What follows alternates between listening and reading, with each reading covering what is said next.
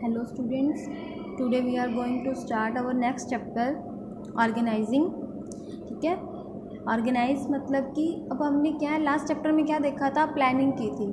ठीक है, कि हम क्या काम करना चाहते हैं, कैसे करेंगे, कौन करेगा, ये सब हम उसमें डिस्कस किया था. ऑर्गेनाइज अब जब हमने प्लान कर लिया तो उसको सेटअप करने की भी ज़रूरत पड़ेगी. अब मान लो हमने एक स्कूल रन करने के बारे में प्लानिंग की, तो अब उसको ऑर्गेनाइज भी करना पड़ेगा. स्कूल बिल्डिंग भी हमें क्या है एक सेट करनी पड़ेगी, उसके अंदर कितनी क्लासेस, कितने रूम्स बनाने हैं, एक मतलब कि प्रिंसिपल ऑफिस बनाना है, एक स्टाफ रूम बनाना है, ये सब क्या है हमें डिवीज़न करनी पड़ेगी और इसको ऑर्गेनाइज करना पड़ेगा. ये सब किस में आएगा, ऑर्गेनाइजिंग में इंक्लूड होगा. इसमें हम रीड करेंगे meaning of organizing, organizing process, इसकी इम्पोर्टेंस के बारे में, और ऑर्गेनाइजेशनल स्ट्रक्चर क्या है वो देखेंगे. और इसमें ये फॉर्मल एंड इनफॉर्मल ऑर्गेनाइजेशन है, ये टॉपिक हमारे सिलेबस से कट हो चुका है. इसके बाद हम देखेंगे डेलीगेशन ऑफ अथॉरिटी, कि अथॉरिटी, रिस्पॉन्सिबिलिटी, अकाउंटेबिलिटी, इन तीनों टर्म्स को हम साथ में रीड करेंगे. और टर्म सेंट्रलाइजेशन एंड डिसेंट्रलाइजेशन के बारे में डिस्कस करेंगे. सबसे पहले आज हम करते हैं मीनिंग ऑफ ऑर्गेनाइजिंग, कि ऑर्गेनाइजिंग क्या होती है. ठीक है, organizing can be defined as identifying and grouping different activities in the organization, कि सारी एक्टिविटीज़ को आइडेंटिफाई करना और उनको ग्रुपिंग करना, मतलब कि ग्रुप्स में डिवाइड करना.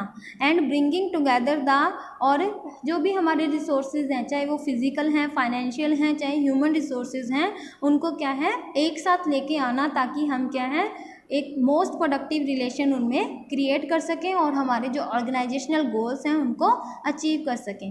Identifying and grouping different activities in the organization and bringing together the physical, financial and human resources to establish most productive relation for achievement of specific goal of organization. ठीक है, इसको क्या बोलेंगे, organising. मतलब कि एक systematic manner में सब कुछ अरेंज करना. मान लो हमने स्कूल में एक कोई फंक्शन रखा है, ठीक है, तो हम उसको ऑर्गेनाइज करते हैं. सभी को क्या है अपनी अपनी ड्यूटीज़ हम बांट देते हैं, और उसके ऊपर क्या है हम एक हेड रख देते हैं जो क्या है सारे काम को देखेगा कि कौन सा काम कंप्लीट हो गया है और कौन सा पेंडिंग पड़ा है. तो इसको क्या बोलेंगे, ऑर्गेनाइजिंग बोलेंगे. आगे देखो, in general words organizing refers to arranging everything in orderly form and making most efficient use of resources, कि हर चीज़ को क्या है ऑर्डरली अरेंज करना और जो भी रिसोर्सेज हैं उनका एफिशिएंटली यूज़ करना. Example, your school plans to conduct sport day और एनुअल फंक्शन, ये आपका स्कूल क्या है स्पोर्ट डे या एनुअल फंक्शन कंडक्ट करने जा रहा है. All the teachers and students are assign different duties, सभी को अलग अलग ड्यूटीज़ असाइन कर दी. सारे रिसोर्सेज जो भी हमें चाहिए अपने फंक्शन को अरेंज करने के लिए, वो रिसोर्सेज हमने क्या है अवेलेबल कर लिए. And a coordinator is appointed whom every one report for the work done and pending, और एक कोऑर्डिनेटर अपॉइंट कर दिया जिसको सब लोग क्या है रिपोर्ट करेंगे, चाहे स्टूडेंट्स हैं चाहे टीचर्स, की कौन सा काम हो गया है और कौन सा पेंडिंग है अभी. इसको क्या बोलेंगे, इस प्रोसेस को ऑर्गेनाइजिंग प्रोसेस कहा जाएगा. कि हमने पहले इसके बारे में प्लानिंग की थी कि कौन सा पर्सन कौन सा काम करेगा, फिर उस जो हमने प्लान किया था उसको मतलब कि एक्चुअल में लेके आना, एक्शन में लेके आना, उसको क्या बोलेंगे, ऑर्गेनाइजिंग. आगे देखो, ऑर्गेनाइजिंग प्रोसेस, इसमें 4 स्टेप्स क्या हैं इंक्लूड है. सबसे पहले identification and division of work. सबसे पहले हम ये देखेंगे कि हमें क्या काम करना है, उसके बाद हम क्या है वर्क को प्लान के अकॉर्डिंग डिवाइड करेंगे. The division of work make sure that there is no duplication of work and there is no burden of work on one person. कि डिवीज़न ऑफ वर्क से क्या होगा, एक तो काम की डुप्लीकेशन नहीं होगी, सबको क्या अलग अलग काम मिलेगा, कोई भी काम ऐसा नहीं है कि जो रिपीट हो जाए. और सेकंड क्या है, किसी भी एक पर्सन पे कोई बर्डन नहीं रहेगा. Work can be shared among the employees, काम क्या है एम्प्लॉयज़ में बंट जाएगा. The manager divides the work into smaller unit and each unit of work is called a job. जो मैनेजर है वो काम क्या है छोटी छोटी यूनिट्स में डिवाइड कर देता है, और हर यूनिट को क्या कहते हैं हम, जॉब. मतलब कि जिसको भी जो भी काम मिलता है हम उसको कहते हैं ना, योर जॉब इज़ दिस. ठीक है, आपका यही काम है. एग्जाम्पल देखो, in a bank every individual is assigned a job. अब बैंक में देखो क्या है, एक कैशियर होता है जो क्या है कैश रिसीव कर रहा होता है, एक होता है जो पेमेंट्स कर रहा होता है, एक होता है जो चेक इशू कर रहा होता है, और एक चेक रिसीव कर रहा होता है. ठीक है। एक लोन वाला होता है जो सिर्फ लोन के बारे में डिस्कस कर सकते हैं हम जिससे, तो ये क्या है वर्क उसमें क्या है डिवाइड होता है और इससे वर्क क्या है उनका सिस्टमेटिकली चलता रहता है, कोई भी काम क्या है रुकता नहीं है। आगे सेकंड है grouping at the jobs and departmentalisation. Grouping the jobs का मतलब कि अब हमने वर्क को देख लिया कि हमें क्या क्या काम करना है, वर्क को डिवाइड कर दिया, फिर जो काम क्या है सेम नेचर के हैं उनको एक ग्रुप में इकट्ठा कर देना या डिपार्टमेंट्स में बना देना, ठीक है।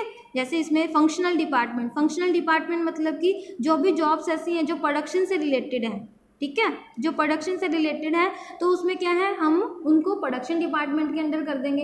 अब जो सेल्स डिपार्टमेंट के इससे रिलेटेड है वो सारी, जैसे कि एडवर्टाइजमेंट, कोई भी सेल्स प्रमोशन टेक्निक भी अगर हम यूज़ कर रहे हैं, जो भी सेल्स हमारी सेल्स से रिलेटेड जो भी जॉब होगी तो वो किस में इंक्लूड हो जाएगी, सेल्स डिपार्टमेंट में आ जाएगी। और जो फाइनेंस से रिलेटेड होगी वो फाइनेंस डिपार्टमेंट में हो जाएगी। तो मतलब कि जॉब के नेचर के अकॉर्डिंग उसको डिपार्टमेंट में डिवाइड कर देना। आगे डिविजनल डिपार्टमेंटेशन में क्या है, अगर कोई ऑर्गेनाइजेशन ऐसा है जो नंबर ऑफ प्रोडक्ट्स में डील कर रहा है, एक से ज़्यादा प्रोडक्ट्स में डील कर रहा है, और तो क्या है एक प्रोडक्ट से रिलेटेड जितने भी काम हैं उनका एक डिपार्टमेंट बना देना। एग्जांपल देखो कि if an organization is producing, अगर कोई ऑर्गेनाइजेशन क्या है कॉस्मेटिक, टेक्सटाइल एंड मेडिसिन को की जॉब कर रहा है, तो जो भी प्रोडक्शन, सेल एंड मार्केटिंग है कॉस्मेटिक्स की उनका एक डिपार्टमेंट बना देंगे, टेक्सटाइल का एक डिपार्टमेंट और मेडिसिन का एक डिपार्टमेंट। ये हो जाएगी डिविजनल डिपार्टमेंटेशन। आगे देखो असाइनमेंट ऑफ ड्यूटीज़। अब हमने क्या है वर्क को आइडेंटिफाई कर लिया, उसकी डिवीज़न कर ली, डिपार्टमेंट्स बना दिए उसके, अब हम क्या देंगे असाइनमेंट ऑफ ड्यूटीज़ कि कौन सा काम कौन सा एम्प्लॉय करेगा, ठीक है। After dividing the organization into specialized departments each individual working in different departments is assigned a duty matching to his skill and qualification. मतलब कि फिर हर एक को क्या है उसकी क्या है ड्यूटी दी जाती है according to his her skill के according. The work is assigned according to the ability of individuals. Employees are assigned duties by giving them a document called job description, कि एम्प्लॉयज़ को क्या है ड्यूटीज असाइन की जाती हैं जिसमें उनको क्या है एक डॉक्यूमेंट दिया जाता है जिसमें जॉब डिस्क्रिप्शन मतलब कि जॉब के बारे में सारी डिस्क्रिप्शन दी होती है। This document clearly defines the contents and responsibilities related to job, कि क्या जॉब के बारे में उसमें क्लियरली मेंशन होता है कि क्या क्या काम करना है और उनकी क्या क्या रिस्पॉन्सिबिलिटीज़ हैं। आगे establishment reporting relationship. Establishment of reporting relationship में मतलब कि अथॉरिटी देना और अकाउंटेबिलिटी फिक्स करना, सुपीरियर सबॉर्डिनेट का एक जो रिलेशन है वो सेट आउट करना। After grouping the activities in different departments the employees have to perform the job and to perform the job every individual need some authority, कि जो भी हमने क्या है ग्रुपिंग की हैं अलग अलग डिपार्टमेंट्स में जॉब की, हर एम्प्लॉय को कोई ना कोई जॉब परफॉर्म करनी पड़ती है और जॉब को परफॉर्म करने के लिए हमें क्या कुछ ना कुछ अथॉरिटी की ज़रूरत पड़ती है। So in the fourth step of organising process all the individuals are assigned some authority matching to their job, कि उनके काम के अकॉर्डिंग उनको अथॉरिटी दी जाती है, ठीक है। और जो असाइनमेंट ऑफ अथॉरिटी है इससे क्या है सुपीरियर सबॉर्डिनेट का रिलेशनशिप है वो क्रिएट होता है, यानी कि ये पता लगता है कि हमें कौन सा पर्सन किसको रिपोर्ट करेगा वो हमें पता चलता है। The individual of higher authority becomes the superior, जिसके पास ज़्यादा अथॉरिटी होती है। पावर टू टेक, अथॉरिटी का मतलब क्या होता है पावर टू टेक डिसीजंस, तो जिसके पास हायर अथॉरिटी होगी वो सुपीरियर होगा, जिसके पास लेस अथॉरिटी होगी वो क्या है सबॉर्डिनेट होगा, ठीक है। इस्टेब्लिशमेंट ऑफ अथॉरिटी से क्या है मैनेजरियल हायरार्की बनती है, एक ऑर्डर बनता जाता है, चेन बनती जाती है कि कौन किसके अंडर वर्क कर रहा है। The establishment of authority also helps in creation of managerial level. अब जिसके पास मैक्सिमम अथॉरिटी है वो टॉप लेवल में आ जाएंगे, जिनके पास क्या है थोड़ी कम है वो मिडिल लेवल में आ जाएंगे, और जिनके पास क्या है मिनिमम अथॉरिटी है सबसे कम अथॉरिटी है वो लोअर लेवल में आ जाएंगे। तो इससे क्या है with the establishment of the authority the individuals can perform their jobs and everyone knows who will report to him, कि हर कोई क्या है अपना काम क्या है सही ढंग से कर सकता है और सबको पता होगा कि काम कंप्लीट करने के बाद उसको किसको रिपोर्ट करनी है। सो ये थे हमारे 4 स्टेप्स जो ऑर्गेनाइजिंग प्रोसेस में फॉलो किए जाते हैं। उसके बाद है इम्पोर्टेंस ऑफ ऑर्गेनाइजिंग, कि ऑर्गेनाइजिंग के क्या क्या फ़ायदे हैं। सबसे पहले देखो फर्स्ट बेनिफिट है बेनिफिट इन स्पेशलाइजेशन, कि अब जैसे कि इसमें फर्स्ट जो स्टेप था वो क्या, डिवीज़न ऑफ वर्क, कि काम को क्या है काम की डिवीज़न कर दी जाती है। तो इससे क्या है, लोगों को जो एम्प्लॉयज़ हैं उनको उनकी स्किल के अकॉर्डिंग क्या है वर्क दिया जाता है, जिससे एक ही काम को जब वो बार बार क्या है परफॉर्म करते हैं तो उस पर्टिकुलर वर्क में वो क्या है स्पेशलाइज्ड होते जाते हैं।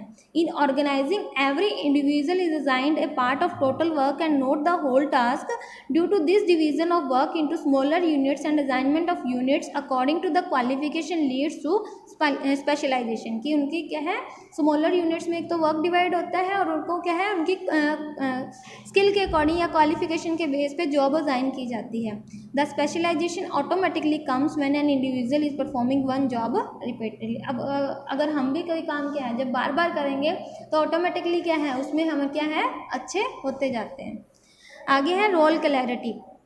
इसमें था कि सबको क्या है एक जॉब डिस्क्रिप्शन कार्ड दिया जाता है जिसमें क्या है क्लियरली बताया होता है कि इनका क्या काम है, ठीक है। In the organising function it is clearly defined that what all and how much power and authority is, इसमें क्या in the organising function the employees are assigned different jobs and the managers clearly defines the job, कि सबको अलग अलग job दी जाती है और clearly बताया होता है कि किसका क्या काम है। The jobs are defined on the written document called job description which clearly spells out what exactly has to be done in every job, कि हर किसी को क्या काम करना है, ठीक है। इससे क्या है जो एम्प्लॉयज़ हैं उनके माइंड में क्लैरिटी बनी रहती है। आगे clarity in working relationship. Working relationship वही सुपीरियर सबॉर्डिनेट रिलेशनशिप क्या है, सबको पता होता है कि कौन मेरा सुपीरियर है और मैं मतलब कि मेरा सबॉर्डिनेट कौन है। In the organizing function, it is clearly defined that what all and how much power and authority is enjoyed by different individuals or managers, कि किसके पास कितनी authority है। Each manager knows very clearly to whom he can give order and from whom he has to receive the order, कि किसको वो order दे सकता है और किससे order उसको मिल सकता है। The superior subordinate relation is clearly defined in organizing। आगे ऑप्टिमम यूटिलाइजेशन ऑफ रिसोर्सेज, कि ऑर्गेनाइजिंग फंक्शन में क्या है बहुत ही कम चांसेस होते हैं डुप्लीकेशन ऑफ और ओवरलैपिंग ऑफ वर्क के, क्योंकि इसमें क्या है वर्क क्या है सभी को डिवाइड करके दिया जाता है। तो इससे क्या है हमारे जो रिसोर्सेज हमारे पास अवेलेबल हैं वो क्या है सही अमाउंट में उनका यूज़ होता है, और मतलब कि ऐसे डुप्लीकेशन ऑफ वर्क में जो हमारे रिसोर्सेज हैं वो वेस्ट होने के चांसेस भी कम होते हैं। आगे है coordination and effective administration. In the organising function the similar and related jobs are grouped under one department, कि जो भी एक जैसी जॉब्स हैं उनको एक डिपार्टमेंट में रखा जाता है, which leads to unification of efforts and harmony in the work, जिससे क्या है लोगों में एकता बढ़ती है कि हम एक डिपार्टमेंट के पार्ट हैं, हमें क्या है मिलके इस टारगेट को अचीव करना है। The organising function establishes relationship between different departments keeping in mind the coordination among different departments, कि ऑर्गेनाइजिंग फंक्शन से क्या है जो अलग अलग डिपार्टमेंट्स हैं उनमें भी क्या कोऑर्डिनेशन बनता है, क्योंकि वो क्या है चाहे वो अपने डिपार्टमेंटल गोल्स को अचीव भी कर लें बट उनका मेन टारगेट क्या होता है ऑर्गेनाइजेशनल गोल्स को अचीव करना, और सारे डिपार्टमेंट्स होते हैं वो इंटरलिंक्ड होते हैं, मतलब कि एक दूसरे से कनेक्टेड होते हैं। फॉर एग्जांपल कि जैसे अब फाइनेंस डिपार्टमेंट है, फाइनेंस डिपार्टमेंट जो परचेज डिपार्टमेंट है वो फाइनेंस डिपार्टमेंट पे डिपेंड करता है। जब तक क्या है फाइनेंस डिपार्टमेंट परचेज डिपार्टमेंट को मनी अवेलेबल नहीं करवाएगा तब तक वो रॉ मटेरियल परचेज नहीं कर पाएगा। अब जो प्रोडक्शन डिपार्टमेंट है वो परचेज डिपार्टमेंट पे डिपेंड करता है, जब तक क्या है प्रोडक्शन डिपार्टमेंट को रॉ मटेरियल नहीं मिलेगा वो क्या है प्रोडक्शन एक्टिविटी स्टार्ट नहीं कर पाएगा। अब जो सेल्स डिपार्टमेंट है वो प्रोडक्शन डिपार्टमेंट पे जब तक प्रोडक्शन नहीं होगा तो वो फर्दर सेल कैसे करेगा। अब सेल जब हमारे पास स्टॉक ही नहीं होगा तो हम मार्केटिंग एक्टिविटीज़ किसके लिए करेंगे। तो ये सारी जो डिपार्टमेंट्स हैं वो क्या है इंटरकनेक्टेड होते हैं और ऑर्गेनाइजिंग के थ्रू क्या है इनमें कोऑर्डिनेशन इस्टेब्लिश करने में हेल्प होती है। आगे है adoption to change. Whenever the changes take place in the business environment, then with the help of organizing function, these changes can be adopted systematically because organizing function creates different departments and group related activities under each department। कि जब भी क्या है business environment में कोई changes आते हैं तो ऑर्गेनाइजिंग फंक्शन के थ्रू क्या है हम इन चेंजेस को सिस्टमेटिकली अडॉप्ट कर सकते हैं। क्योंकि मान लो कोई ऐसा इन्वायरमेंट में चेंज आया है जो एक पर्टिकुलर डिपार्टमेंट को इफेक्ट कर रहा है, तो हम उस पर्टिकुलर डिपार्टमेंट में चेंजेस करके फिर पूरे ऑर्गेनाइजेशन को क्या है उसके बारे में बता सकते हैं, और अपना जो ऑर्गेनाइजेशनल सेटअप है वो क्या है सिस्टमेटिक मैनर में चेंज कर सकते हैं। आगे है expansion and growth. With the optimum utilization of resources and proper division of work and departmentation, companies can easily meet the changes and can expand their activities in a planned manner। कि जब हम क्या है optimum utilisation करेंगे resources का और proper division of work होगा, तो इससे क्या है जो कंपनीज है वो इजीली क्या है जो भी उनके सामने चैलेंजेस आ रही हैं उनको क्या है इजीली मीट करती जाएगी, मतलब कि उनको फॉलो कर पाएगी और क्या है अपनी एक्टिविटीज़ को एक्सपेंड कर सकती है। आगे है डेवलपमेंट ऑफ पर्सोनल यानी कि एम्प्लॉयज़। ठीक है कि delegation of authority an important part of organizing. Delegation of authority देना, पावर टू मेक डिसीजंस उनको देना एम्प्लॉयज़ को। By delegating the routine the managers can concentrate to develop new methods. जब हम उनको मैनेजर्स को पावर देंगे कि वो अपनी मर्जी से क्या है डिसीजंस ले सकते हैं, तो मैनेजर्स क्या है न्यू मेथड्स निकालेंगे कि किस तरीके से वो अपने काम को और बेहतर कर सकते हैं। तो इससे क्या है जो एम्प्लॉयज़ हैं उनकी भी क्या है स्किल वो क्या होगी डेवलप होगी। It gives them time to innovative new technologies and areas for growth of the companies.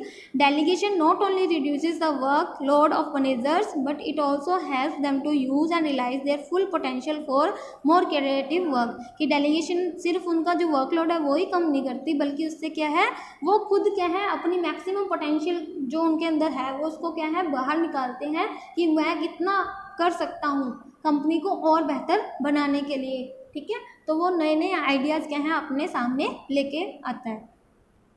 सो ये थे हमारे इम्पोर्टेंस ऑफ ऑर्गेनाइजिंग। तो आज हम यही टॉपिक यहीं तक करेंगे। आप जो जितना भी आपको काम दिया जा रहा है आप साथ साथ उसको क्या है रीड करते जाओ। ठीक, साथ साथ रीड नहीं करोगे तो ये स्टडी करने का कोई फ़ायदा नहीं, बाद में ये समझ में नहीं आएगा। इसलिए इसको साथ साथ एक बार रीड करते जाओ, और कहीं पे भी जो भी डाउट आ रहा है आप कभी भी बाय कॉल और मैसेज पूछ सकते हो। Thank you.